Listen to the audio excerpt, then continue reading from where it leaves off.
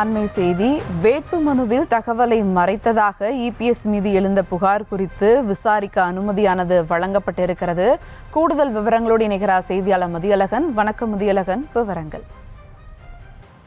2021ஆம் ஆண்டு சட்டமன்ற தேர்தலில் எடப்பாடி தொகுதியில் அதிமுக சார்பில் போட்டியிட்ட பொதுச் செயலாளர் எடப்பாடி பழனிசாமி தனது வேட்புமனுவில் சொத்து விவரங்கள் உட்பட பல்வேறு முக்கிய தகவல்களை தவறாக தெரிவித்ததாக கூறி அவர் மீது மக்கள் பிரதிநிதித்துவ சட்டத்தின் கீழ் நடவடிக்கை எடுக்க கோரி தேனி மாவட்டம் உத்தமபாளையத்தை சேர்ந்த மிலான் என்பவர் சேலம் நீதிமன்றத்தில் தனிநபர் புகார் தாக்கல் செய்திருந்தார்.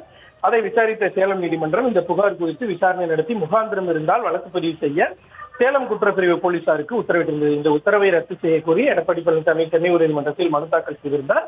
மனுவை விசாரித்த உயர்நீதிமன்றம் காவல்துறை விசாரணைக்கு இடைக்கால தடை விதித்து உத்தரவிட்டிருந்தது.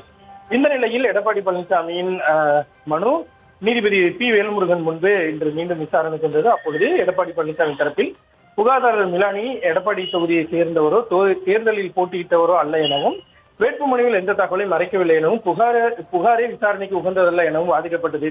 காவல்துறை சார்பில் சேலம் நீதிமன்றம் பிறப்பித்த உத்தரவின் அடிப்படையில் சேலம் மத்திய குற்றப்பிரிவில் வழக்கு செய்யப்பட்டுள்ளதாக தெரிவிக்கப்பட்டது. இருதரப்பு வாதங்களும் நிறைவடைந்த நிலையில் எடப்பாடி பழனிசாமியின் மீதான தீர்ப்பை நீதிபதி வேல்முருகன் தேதி குறிப்பிடாமல் ஒத்திவைத்திருந்தார். இந்த நிலையில் இந்த வழக்கில் இன்று தீர்ப்பளித்த நீதிபதி எடப்பாடி பழனிசாமி மீதான புகாரை தொடர்ந்து விசாரிக்கலாம் என்றும் ஏற்கனவே விதிக்கப்பட்ட தடையை நீக்கியும் உத்தரவிட்டு இருக்கிறார். விசாரணைக்கு எடப்பாடி பழனிசாமி முழு ஒத்துழைப்பு அளிக்க வேண்டும் என்றும் நீதிபதி தனது உத்தரவில் குறிப்பிட்டிருக்கிறார்.